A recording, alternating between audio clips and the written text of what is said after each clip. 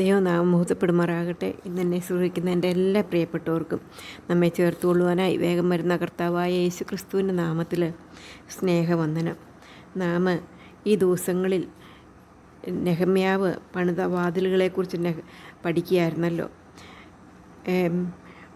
യെരുശലേമിൻ്റെ മതിലിടിഞ്ഞും അതിൻ്റെ വാതിലുകൾ തീ വെച്ചും ചുട്ടുകിടക്കുന്നു എന്ന വാർത്ത അറിഞ്ഞപ്പോൾ നെഹമ്യാവ് ഇരുന്ന് കരഞ്ഞു.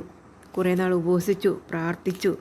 അതിനുശേഷം നെഹമ്യാവും പുരോഹിതന്മാരും ജനവും കൂടി വാതിലുകൾ ഓരോന്നോരോന്നെ പണിയുന്നതായിട്ട് നമുക്ക് കണ്ടു.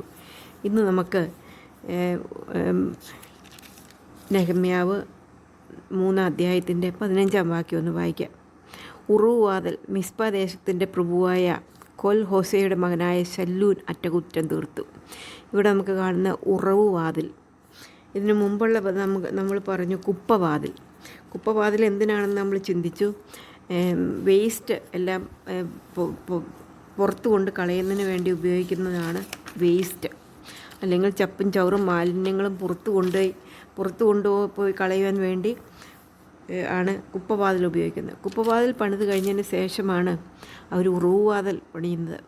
കാരണം അശുദ്ധിയെല്ലാം മാറിക്കഴിഞ്ഞെങ്കിൽ മാത്രമേ ഫൗണ്ടൻ ഗേറ്റ് എന്ന് പറയും, ഫൗണ്ടൻ, അത് ഉറവ് വാതിൽ ഉണ്ടാകാനായിട്ട് സാധിക്കുകയുള്ളൂ. അശുദ്ധി ഉള്ളിടത്ത് ഒരിക്കലും ഉറവിൻ്റെ അനുഭവം ഉണ്ടാകാനായിട്ട്, ആ ഉറവ് ഉണ്ടാകുവാനും സാധിക്കത്തില്ല.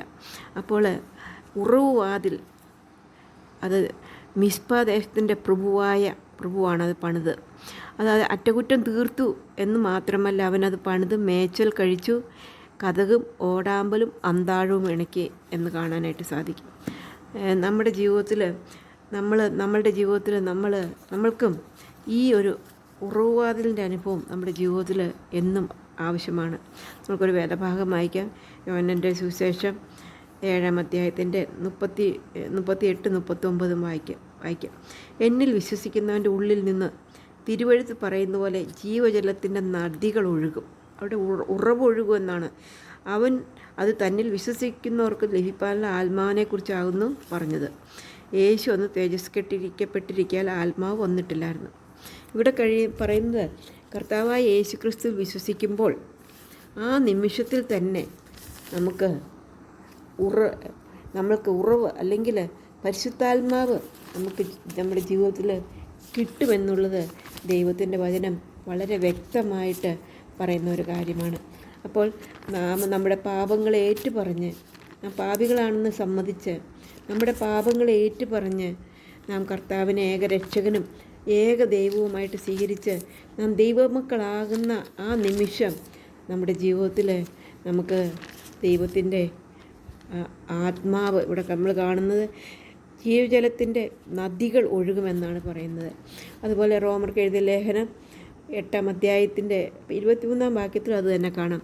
ആത്മാവെന്ന ആദ്യദാനം ലഭിച്ചിരിക്കുന്ന നാം നമ്മുടെ ശരീരത്തിൻ്റെ വീണ്ടെടുപ്പായ പുത്രത്വത്തിനെ കാത്തുകൊണ്ട് ഉള്ളിൽ ഞെരുങ്ങുന്നു.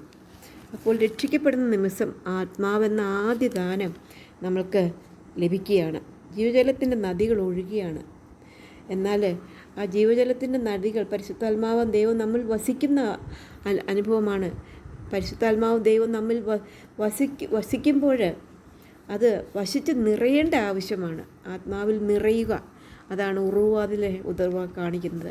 അതെങ്ങനെ സാധിക്കും? നമ്മുടെ ജീവിതത്തിൽ പരിശുദ്ധാത്മാവും ദൈവം വിശുദ്ധനാണ്.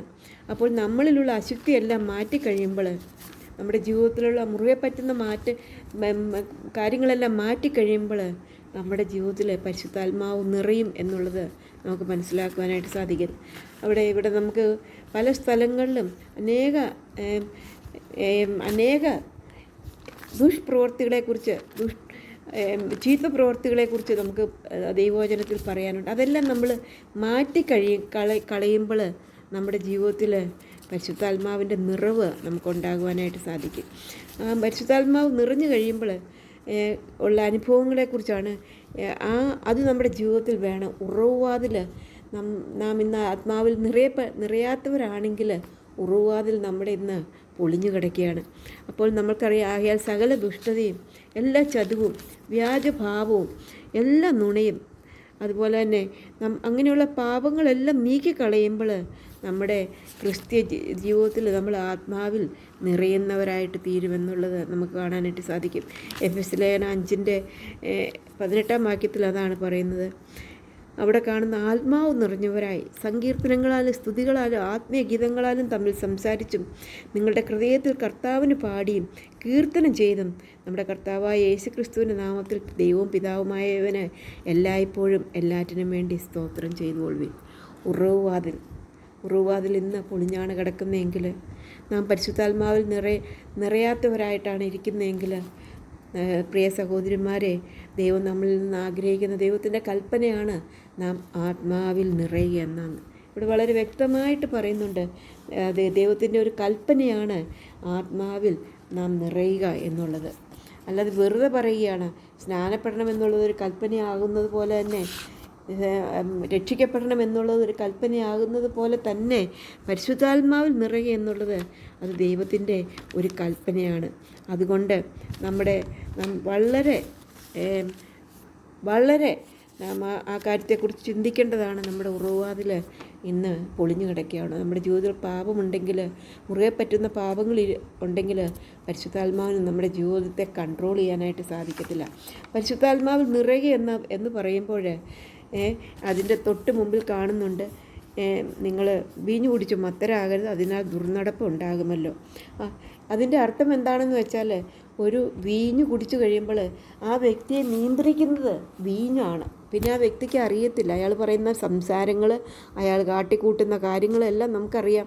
അയാൾ ആ വീഞ്ഞിൻ്റെ അടിമയായിട്ട്, അത് കഴിഞ്ഞ് സുബോധം വന്നു കഴിയുമ്പോൾ അദ്ദേഹം അങ്ങനെ ചെയ്തിട്ടുണ്ടോ എന്ന് പോലും അയാൾക്ക് സംശയമുണ്ടാകും. അയാൾ സമ്മതിക്കത്തില്ല ചില സന്ദർഭങ്ങളിൽ. കാരണം എന്താണെന്ന് വെച്ചാൽ അത് വീഞ്ഞാണ് അവരെ കൺട്രോൾ ചെയ്യുന്നതും വീഞ്ഞിൻ്റെ അടിമയായിട്ട് വീഞ്ഞാണ് അവരിൽ പ്രവർത്തിക്കുന്നത്. അതുപോലെ തന്നെ ഒരു വ്യക്തി ആത്മാവിൽ നിറഞ്ഞു കഴിയുമ്പോൾ അവൻ്റെ നിയന്ത്രണം ആത്മാവിൻ്റെ ഹിതപ്രകാരം, അവൻ്റെ ജീവിതം ആത്മാവിൻ്റെ ഹിതപ്രകാരം അവനെ നിയന്ത്രിക്കുന്ന ശക്തി പിന്നെ ആത്മാവായിരിക്കും, അതല്ല ജഡം ഒരിക്കലും ആയിരിക്കില്ല. അതാണ് ആത്മാവിൽ നിറയുക എന്ന് പറയുന്നത്. ആത്മാവിൽ നിറയുക എന്ന് പറയുന്നത് നമ്മൾ തുള്ളിച്ചാടുകയും അല്ലെങ്കിൽ ഹല്ലേലൂയ പറയുന്ന ഒന്നുമല്ല. നമ്മുടെ ജീവിതം ആത്മാവിനാൽ നിയന്ത്രിക്കപ്പെടുന്ന അവസ്ഥയാണ്. ഒരു വ്യക്തിയെ ആത്മാവാണ് നിയന്ത്രിക്കുന്നതെങ്കിൽ ആ വ്യക്തിയെക്കുറിച്ച് പറയാനായിട്ട് സാധിക്കും, ആത്മാവിൽ നിറഞ്ഞ ഒരു വ്യക്തിയാണ് എന്നുള്ളത്. ഈ ആത്മാവിൽ നിറഞ്ഞിരിക്കുന്ന വ്യക്തിയുടെ ജീവിതത്തിൽ അനേക കാര്യങ്ങൾ നമുക്ക് കാണാനായിട്ട് സാധിക്കും.